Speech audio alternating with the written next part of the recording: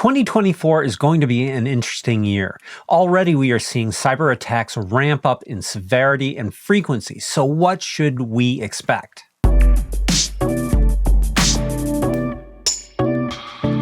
Hey everybody, this is Chris Brandt here with another FUTR podcast. Today we have with us Anthony Spiteri, Regional CTO for Data Protection Heavyweight Veeam, and the host of Great Things with Great Tech podcast. So we're going to ask him about what he sees for 2024, how AI changes the cybersecurity landscape, and ask him how we protect AI assets from attacks or failures. Welcome, Anthony. Hey, thanks, Chris. Great to be on the show. I'm excited to talk to you about this stuff because I think there's a lot of really interesting things happening at an incredibly fast rate right now. And I think everybody's sort of scrambling to figure it out. So can you tell me, like, what do you think we can expect for 2024? And I know you guys just recently launched some new products and things like that kind of hit this. Crazy to think that we're already kind of a quarter of the way through the year, aren't we? But, we can definitely still talk about what it is because I think it's still evolving very quickly. We've seen some in the last couple of weeks, some really interesting and scary things pop up, right?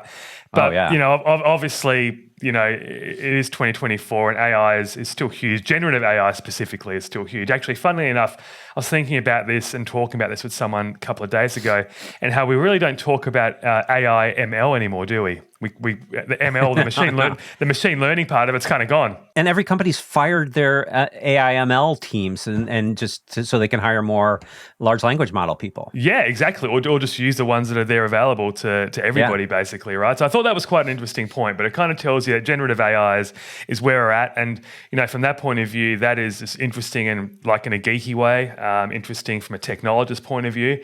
But then obviously from we set Veeam software, interesting from a data protection point of view. When you marry that up to, ransomware, malware, and the cyber threat landscape that exists today. In the AI world, sort of the need for data protection too. I mean, it kind of reminds me of a few years ago when we were looking at, kind of like serverless, containerized things, and yes.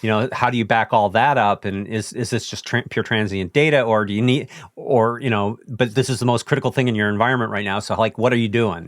We used to get those questions all the time when I was first tasked to look at the backing up of Kubernetes and containerized workloads. We used to go and ask people, and they would say, "Why do you need to back it up? Right? Why do you need to do that?" Funnily enough, that was the same answer that we would get when we said we'd need to back up things like Office 365. If we need to back up just general cloud workloads, and even if you want to talk about hype trains a couple of years ago, when we had the blockchain, summer of DeFi and all that happening, kicking off, a lot of the analysts would ask us, "Hey, how do you back up blockchain and stuff?" So I guess every hype cycle, every bit of technology when it comes up, people are going to ask, how do you back it up, right? So from the generative AI point of view, it's interesting because it really depends on how you're leveraging it. The answer that I was giving maybe a couple of months ago was that you don't really need to think about it because, naturally you would be getting a model which is already prepackaged, and that's just like a big zip file, right, full of data, full of parameters, and you download it from some provider and you have that local, and if you want to back it up as a file, you can back it up as a file. Now, at the same point, if you're creating and crafting your own model and you're manipulating that, again, it's a file, so you back that up normally.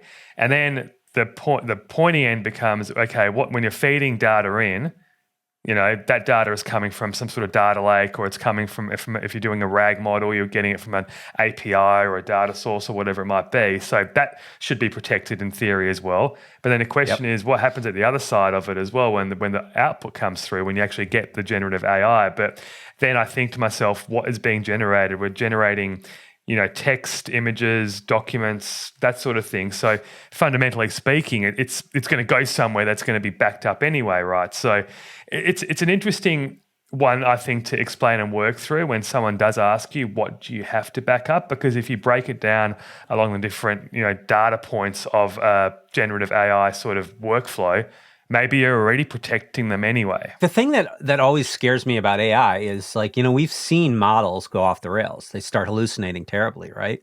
And like the thing that I wonder about is, like, how do you get back to a functioning state? more than just like necessarily backing up, things. But like if something caused it to go off the rails, what was that thing, and how far back do you have to go to, find a good version? And what does that mean? Do you lose everything else, all the additional training data that came in? Yeah, I think the one thing that we probably didn't talk about before in that answer was the session data that generally comes with, a session of generative AI. So if you think about ChatGPT, nowadays they've got a much larger token count, which means they can fit more data into their prompt, so you can put more in and get more back. But that also means it's a bigger session. And those sessions are stored at least somewhere with ChatGPT. They're stored, and you can actually archive them as well. So you can archive your session and your chat history, and that's there. And I think any other way, if you're building a local model, like I've been tinkering a little bit, building some hack code, and you've got to decide where to put that. Do you store it in if you're doing a Python app, do you just store it in the Python session data? Do you put it to a file system, or do you put it to a database of some sort? So that probably needs to be of more consideration in terms of the history and where you actually back that up. So I think that's something to think about. The hallucination part is interesting because that infers that the model is just not quite right, or it's got bad data, or it's not going through the parameters correctly. And maybe the logic that's hitting it is also incorrect. So I think going back to the normality part of it, just thinking that it doesn't have to be treated as anything super special. As long as you're taking point-in-time snapshots of that data, I think that potentially solves that problem where you can go back and think, okay, it was giving me some good information, 2 days ago. Over the last couple of days, it's gone haywire. It's thinking that, Obama is still the president of the US or whatever, something like that. It's funny that I went there and that was the first thing I thought of, but it's an election year, isn't it?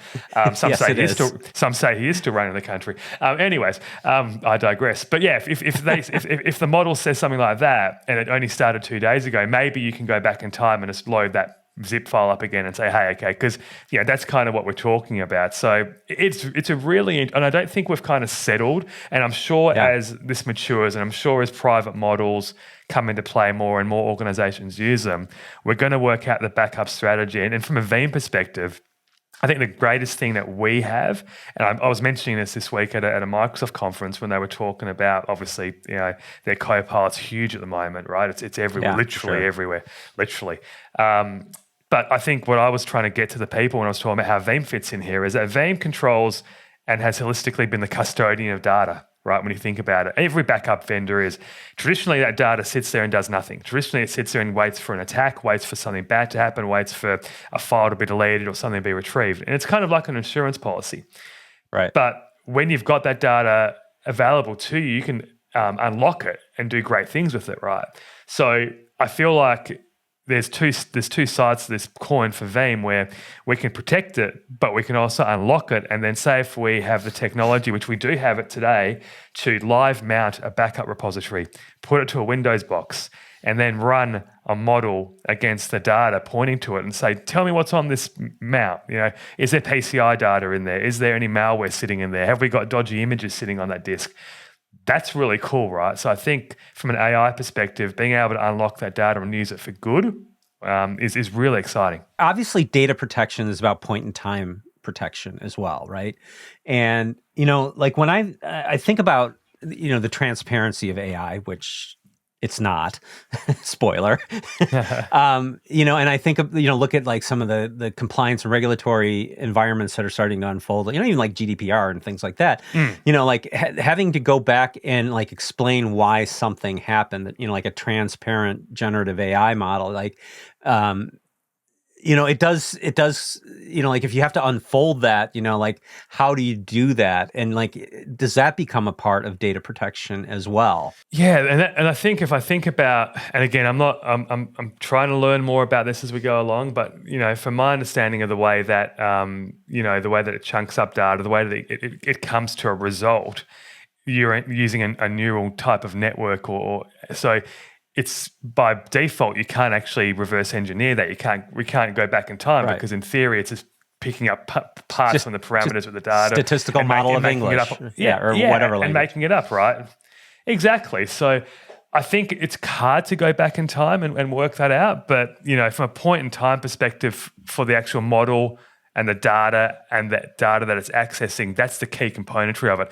And I think businesses and organizations will have to just accept that what it comes out with at that particular prompt is a one-time thing. Because even if you ask ChatGPT the same question, in theory, it's going to answer it differently, right? It's never going to come out exactly the same. Very rare. It picks up, one of several equally weighted options and injects it in there. So you could get anything. Yeah, and even just explains it differently. Like there might be a slight variance on the actual sentence that it produces at the same time. So it's very hard to control the output and expect something from the output, which is quite interesting, isn't it? Because isn't business and business analytics and all that kind of stuff all about guaranteed outputs to basically create formulas and models on for work, for revenue, for the whole way that a business works. So there's some interesting sort of just bigger questions there to think about. Yeah, it really changes everything. And then there's not just the data that you're generating and producing and looking at, but there's also there's the attacking side of this too, right? Where AI is being used to attack things and then attack AI itself as well. And there's all sorts of weird things like prompt injections and all sorts of things. So again, from a security forensics perspective, one, you've got your own models and how can they be compromised and when did they get compromised and how did that, security vector introduce itself? But then the other part of that is that it's AI against AI. And actually what we're seeing and what I've been looking into recently is on the dark web, there are examples of weaponized versions of ChatGPT, Bard, Olama, and Copilot on the dark web. And you can buy these, right? Now, the big one that I think is out there and it's been popularized the most is something called Worm GBT. So it basically is a specialized model that was taken of OpenAI, somehow reverse engineered to a certain extent, and they've taken the guardrails off, right? So ChatGPT and all these models have very good guardrails to stop it doing bad stuff. So as an example, 12 months ago, leading up to our Veeam conference, I was doing a demo for one of our S3. We protect S3 and blob and object storage, right? So we just released this feature. So what I wanted to do was create a website. The website was basically built with ChatGPT, and then I said, build me encryption script that would mimic a ransomware attack. And 12 months ago, it would do it with me being able to say, hey, look, I'm using it for a demo. I'm not going to use it for bad. So just can you do it for me kind of thing? And it said, okay, I'll do it, but only if you use it for a demo. If I tried that today, it would be much harder to manipulate and to prompt engineer my way to get it to do that, right? So the guardrails that have been put in place even from 12 months ago are huge. But this unguarded version, which you can buy for like €70, will build you a worm, it'll build you a ransomware script, it'll build you any sort of nasty that you want, and tell you how to actually then infiltrate a company and actually weaponize that to actually get some sort of ransom from an organization. It's quite scary. Yeah, well, and if you look at some of the massive attacks, I don't know how things have been. You're for everybody's knowledge, you're in Australia, and I'm in the U.S. here. But in the U.S., the attacks on the healthcare organizations have been off the charts. I mean, like one of the healthcare organizations that I do business with, they were down for weeks. Didn't even have phones. Really took them out hard, and I just see so much more of that coming because one, like you mentioned, 2024 here in the U.S. is going to be an election year, and we've got we're in a state of cognitive warfare with several adversaries, and so this is a lot of nation state attacks that we're seeing happen as well, and that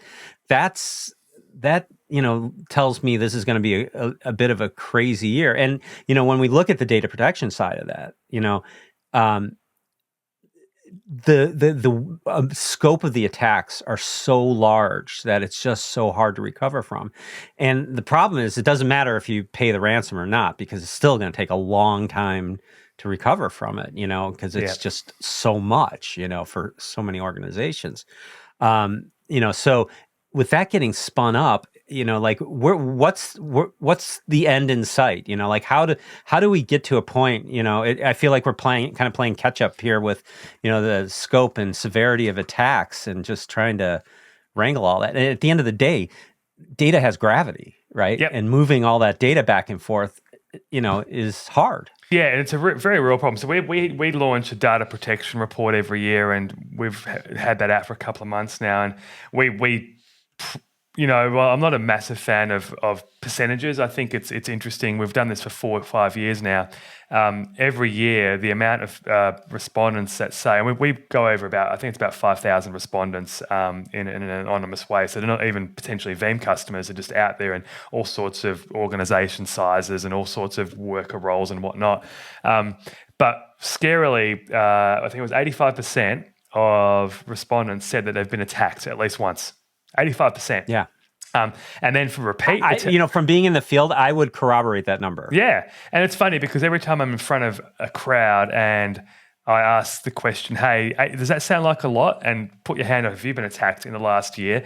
And you maybe get 25 to 50% of the crowd doing that, which is interesting because typically those people don't want to put their hands up because they're actually embarrassed to admit that they've been attacked, right? So I think the number is spot on, which is scary in itself. But I think what's even more scarier is the fact that the amount of re-attack or reinfection or being hit more than twice is something like 60, and then it goes all the way to 4 or 5 times, which is still 20%. And anecdotally, that's what we're hearing, because effectively what happens when you pay or you are seen to not be able to recover from attack is that you go onto a nice list for the bad guys. You know what I mean? Yes, for sure. So then all the bad guys go, oh, we can get these guys, and some of these ransomware groups like Revel and whatnot. I think Revel's still sort of around, even though they've been kind of done. They have a tendency to change names too. They do, yeah. But that was a good example because those guys actually had a help desk. And I love this story. Yeah, I know. Like they've got a help desk, so they will encrypt your files, they'll disable your business, and then they'll ring up and say, "Hey, Dr. Evil Ransomware Company, we know we've basically encrypted you, but we're here to help you recover from your disaster if you want to pay us and do that kind of stuff." So, that's a business, right? And I've talked about this interestingly from the point of view, there's 2 types of these attackers. It's the type like those guys who are professionals who are wanting to make serious coin off it. And then there's the other ones that just want to see the world burn, right? Yeah. And so there's the 2 that you get. So either way, we're in this constant state where we are fighting it. What we do try to preach is that if you've got your backup set up correctly, right, that is, using a good backup platform, number one, obviously, Veeam being market leader, market share, we would like to think that, we're there trying to fight this fight with a lot of people out there. But then also make sure you've got rules like, we do talk about the 3-2-1 rule of backup. It's a bit antiquated these days, but effectively, as long as you've got multiple copies somewhere, and more importantly, what we're talking about is immutability. So being able to, because basically the backups get targeted first now. The attackers have realized that if they're going to really hit a company, they got to stop them from coming back online quickly.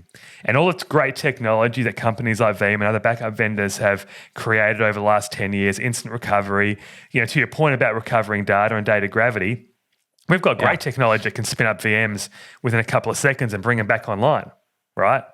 But if you have that repository attacked, corrupted, and encrypted itself, you might as well not be in the game, right? So we do preach a lot of immutability, and that is generally, by extension on the storage, and then in transit, and then in multiple locations and whatnot. So if you've got an immutable backup somewhere, in theory, those attackers are not going to be able to touch that.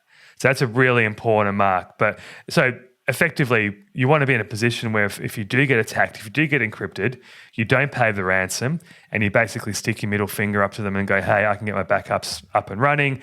Oh, but by the way, we've also worked out how you got in and we've blocked that. That's very important. We don't talk about that very often, is that they've got in some way. And there's been some great examples of that over the past couple of years. Last year, there was the casino hack in Vegas. That was done. Yeah. A lot of people blamed Okta for that, right? But they thought Okta's done really bad here and their stock price tanked a little bit. But it was actually a social engineer. that got in. Like they socially engineered their way, and then they moved laterally because they were able to basically get the username and password or access into that system through Okta, yes, but it was through a social engineering ploy, which is quite common. That comes down to user training. We like to say you're only as strong as your weakest link, and that's a great example of that. But then other ones that we've seen would be through maybe a weak API, authentication isn't so strong. So again, if you get attacked, you want to make sure that you, number one, can recover your data quickly, make sure it's immutable, but then make sure that you don't get reinfected. And that not getting reinfected is very important from making sure that you fix the problem that you had so they can't get in again, but also making sure that there's nothing nasty lingering in your systems or on the backup repository as well, because if you recover it, you're just going to have a nasty there. So actually, you mentioned earlier about the Veeam 12.1 release that we had towards the end of last year. It was a very, very strong security release where we added a few features specifically to target that, specifically around inline malware detection. So as you're taking the backup, it'll tell. So basically, as you're taking the backup, literally tell you that you've got something potentially suspicious in that backup stream. And then we've got this concept of Yarrow scanning or Yarrow rules. So Yarrow rules is really interesting and powerful, not just used for detecting malware or something nasty on your machine or crypto or encrypted files. It can be used for all sorts of crazy stuff, and we can do that in real time, or we can do that as the data is basically sitting in a repository as well. So we're basically allowing the customers to be able to check that they have a clean, validated source to recover from. So if they do get hit, they're not going to be reinfected as well. So it's a multi-level approach to making sure that you can get back to a state of business effectively. For some of these attacks, the recommendation really has been just build a new infrastructure and forensically migrate everything over to that, because everything has been so compromised in your environment that nothing can be trusted, and the ability to have some of those tools in the stream and things like that to identify malware, I gotta imagine would be super valuable, right? Absolutely, yeah. And I think to your point, where do you recover to? It's a tough one. It's getting harder, right? I think there's a massive element of trust that needs to go into the fact that you've done everything right. So, and here's where we like to sort of preach a little bit that we would prefer to work with security professionals from an ecosystem point of view. So we've got things like that we've introduced called an incident API that we work with external security vendors, Sophos being the first one that we've announced, and we're going to announce a whole bunch of them as well moving forward from here. But effectively, let them do what they do best, which is intrusion detection, working out what's going on in your network, and just working out what's going on, right? And then if something nasty is happening, they should know first.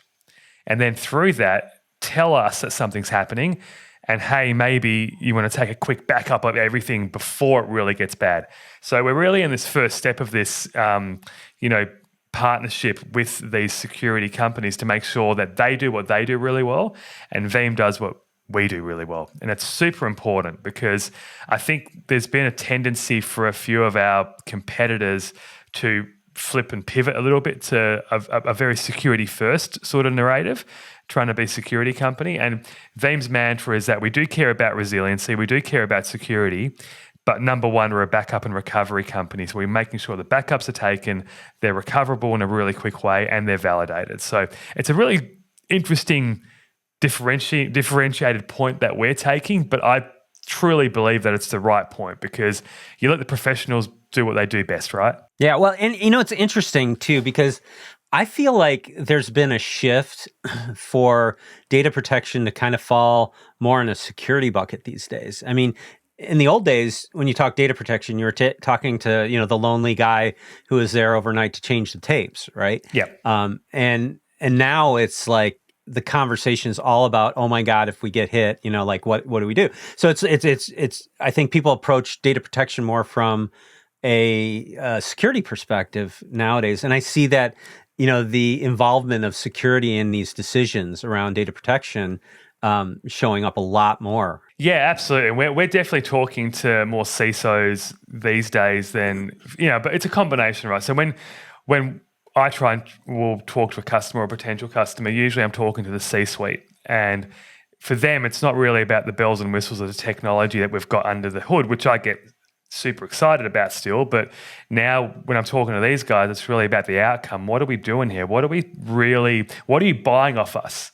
You're buying a piece of software that basically guarantees that your business remains viable if something bad happens.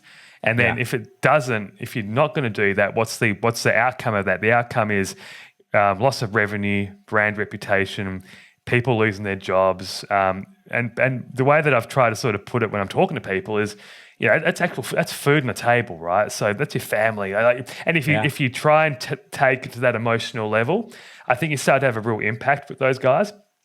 Because it is serious. So, but we're talking across the board now. But certainly the CISO has come into play because they're usually looking at it from a very more business, strategic, operational point of view. And part of their mantra might be working with the security team, but then the CIO or the CTO, CTO is more visionary, that's what they do, but then they do technology choice, and the CIO is technology operations, right, or infrastructure operations usually.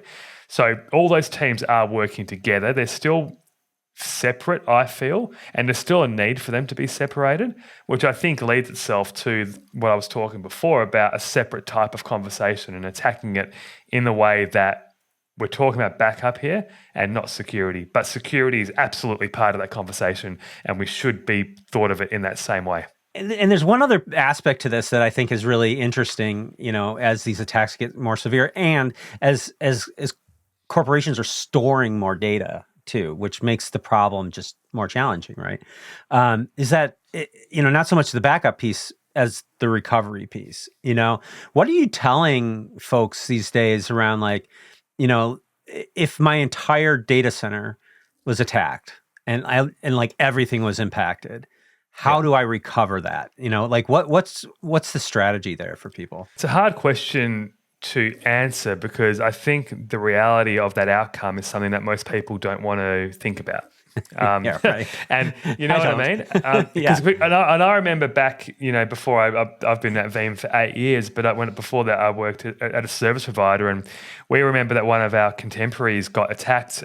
It was an inside job, and basically from the inside out, the attacker effectively meticulously deleted everything and destroyed every piece of infrastructure, starting with the backup, the servers, the virtualization infrastructure, the networking. That's a burn the world down guy. It is that's that one that we said, burn the world down, right? And he completely took this business out. They went out a bit. They were a hosting company, right? They did DNS hosting and domains and all sorts of web hosting. I think I know the company you're talking about. But done, they're done. Yeah. And they could, and so that really scared us back then. So my CEO came to me and said, hey, we need to think of a strategy where if we're done the same way, we can recover, like holistically, everything, right? All the data, all the machines and whatever. The client data more than anything, because you can always spin up the infrastructure, right? Like I think that's the easy part, but it's a larger subset of the data that probably you want to think about. So I remember I did that. I named it a special project. I can't exactly remember what it was, but it was something smart at the time. And I costed it all up, and I said, we're going to move everything into object storage, into Amazon. We're going to do this, do that, and we'll have it all there and we'll use Veeam to do it back at the time. And I took it to him and I said, this is what it's going to cost. And he said, can't afford that. Yeah, it's too expensive.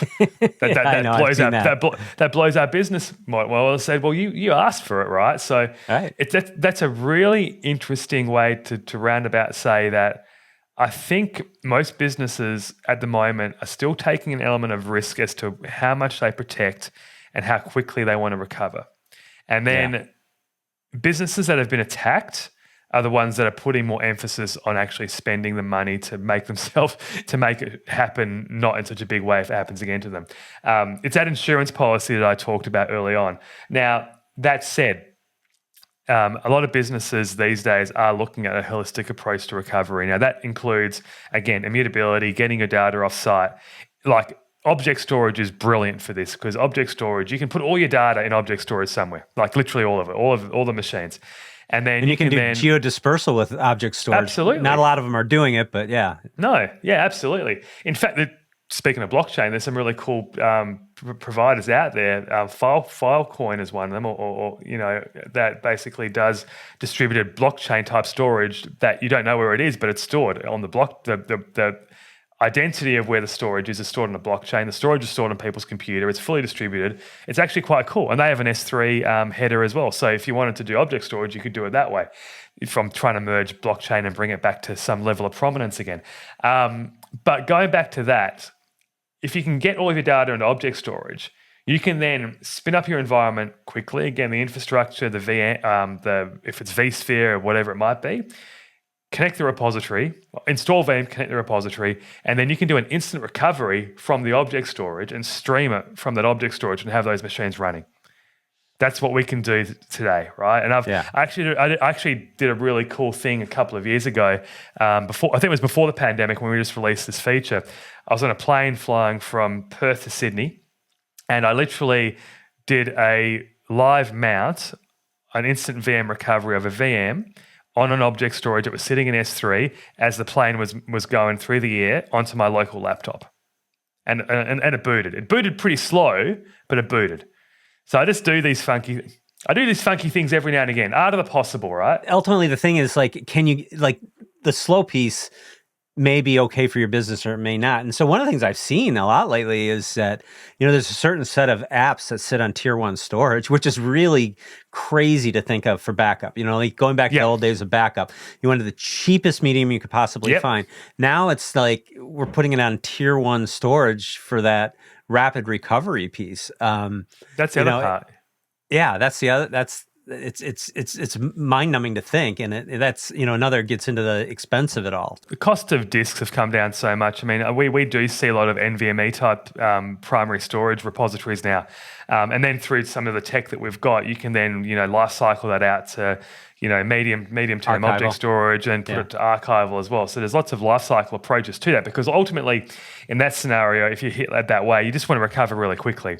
You don't care about 30 days prior. You want to get what's potentially like yesterday or even a few hours ago. So you want to bring that up quickly, and that's one way of doing it. That said, object storage is so quick today, and you're getting line speed. Like, you know what I mean? And especially like VMware Cloud and AWS is a really good example, or VMware Cloud on anything, because if you've spun that up, and we've seen people leverage this for disaster recovery, on-demand recovery, spin up that.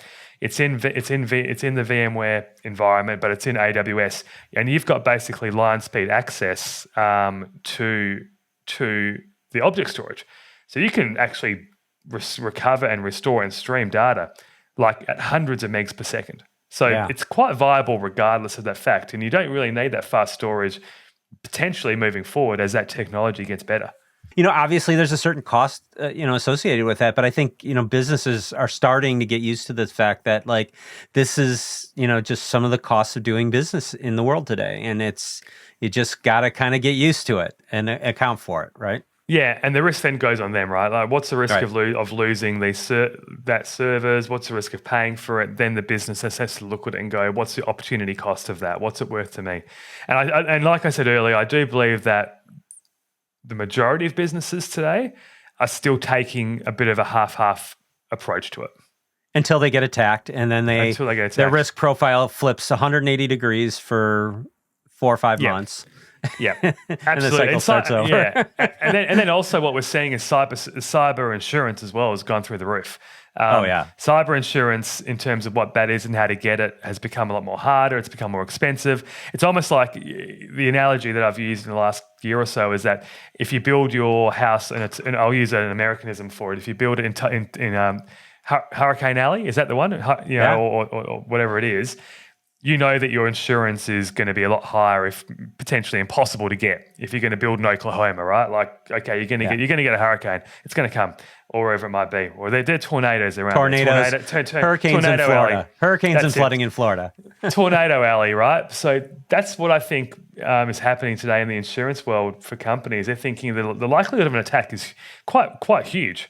So if you're a higher end company, if you're a Fortune 500, Fortune 2000, your likelihood of getting attacked is actually higher than maybe someone that isn't as high profile. So your cyber insurance is going to be a hell of a lot more expensive than the other person. So we're in a really interesting state there. And then it's very hard to get it paid out as well, because you need a certain amount of steps and whatnot. So it's just a very strange world we live in at the moment. For sure. And this year is going to be a really, really weird one, I would guess. But, I also want to just touch real quick on, the Great Things with Great Tech podcast, because that is a title that is very, very at home with the future, side of things too. So, tell me a little bit about your podcast. Yeah, it was an interesting one. Actually, it actually started in the depths of the pandemic, nearly 4 years ago now, right? So, and it was actually funny because it was an idea that I had not as a podcast, but basically when I was working for a service provider, I realized that we did some really cool things with vendor technology at the time, right? We would build on VMware, we'd build on Cisco, Dell, Veeam, it was all of those runs, right? But what I used to see is a lot of the kudos used to go, and a lot of the focus would go on those guys, the vendors. And I thought there needs to be a way where the smaller guys can basically get the kudos and talk about the cool stuff they're doing.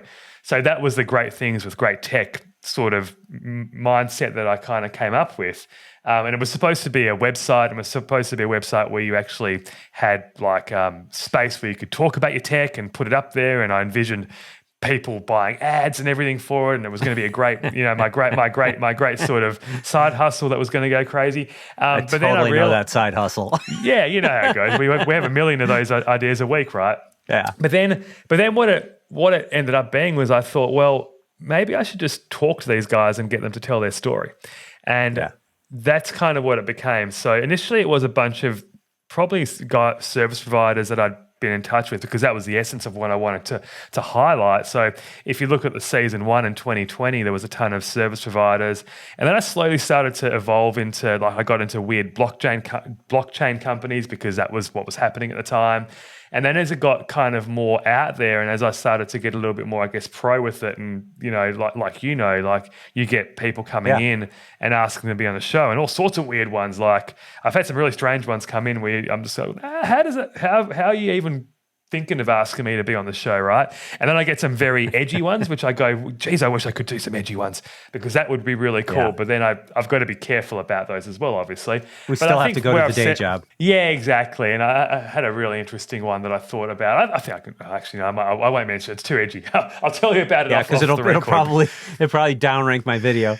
Yeah, exactly. I don't want to do that, right? But effectively what this has become, it's been a great show where I can effectively talk to all sorts of good companies, like storage companies, cloud companies, Kubernetes companies, blockchain companies, and and more lately, obviously AI companies. I've had some really awesome AI companies on. The best conversation I've had almost in my life was with the Shinobi, I think they are. I think it was Shinobi AI. I've got it wrong, but effectively, Deep Dilian, he is like an OG AI ML dude. He basically, I think he invented Shazam, basically, in the old days. Sure. The music thing, right? So didn't that get bought by Apple? Yeah, he sold it off and whatever, but he was on that team. So really into that sort of AI world. But the way that he was talking about AI, this was a year ago, it was just an amazing conversation, and he just simplified it so much. And that's what I love. I love learning as well as I'm talking to these people, because normally there's some really smart founders and the tech guys there, and they go so deep in the tech. So I have a lot of fun doing it. Done 81 episodes so far, and I just love doing it for the love of it. Yeah, it's a cool thing. And it's funny because I used to blog a lot, and part of what my community work in the VMware community, Veeam community, was all based around blogging and creating content. But since I've done the podcast, I've almost given that up completely. I don't blog as much, which I was really upset with for the longest time. But then I realized, to produce a podcast is actually quite a bit of work. So I'm kind of okay releasing it's a lot of work, right? So I'm actually okay releasing a podcast once every couple of weeks and thinking that that's a really good effort. And that's like writing 5 blogs, and I'm happy with that. Yeah, I try to release every week, and that it's sometimes there's periods where it's just like, wow, that's a lot. Yeah, because you got your day job, and then you got the podcast, and working evenings, weekends. There's so much to it. There's a lot of research that goes into it, I think, and I think that's a part of it that's interesting. But also, like you are, a really good conversational podcaster, right? Because and you can tell that, and I think that actually helps a lot. I don't like scripting, like we've talked about, and you're the same, right? Like scripting's horrible. So if you go there and say, okay, I'm going to ask you these questions, and you're going to answer in this way, and a lot of the guests, like some of them do like that. And if you can steer them into a more conversational way of talking, it just becomes nicer to listen to. And sometimes I'm sure you've seen this too, where like you get the CEO of the company on, and they're just not great on camera, and it's they're so cautious with everything that it's really just hard to get anything interesting out of it. I must admit, there's been a couple where midway through I've gone, man, this is really boring, and how am I going to stretch this to 40 minutes? Like, and somehow it always goes to 40 minutes, and I always seem to get to that point. But I've thought, oh my God, this is really dry, and how am I going to elevate this? And it hasn't happened very often, but it happens sometimes, and that's obvious. And you look back at it and laugh, but it's a challenge because it's like, holy shit, this is going to be like a 20-minute podcast now, and I can't have that. So anyway. Things we do. And I appreciate, like having you on because, you are similarly a great conversationalist. You found your voice. And I think that's one of the great things about talking to people with podcasts. They've already found their voice. Absolutely. And so it makes it a lot easier. Yeah. And we just love talking about great tech as well. Like, I think that's what when you're passionate about technology, when you're a technologist, it just flows. I could do it all day. It's tons of fun to do this stuff. 12. So I love doing it because I do it at all sorts of weird hours. Sorry. Yes, you do. You do. Well, I should let you go to sleep, so I just want to say thank you so much for being on. I really appreciate it. Great conversation, really interesting.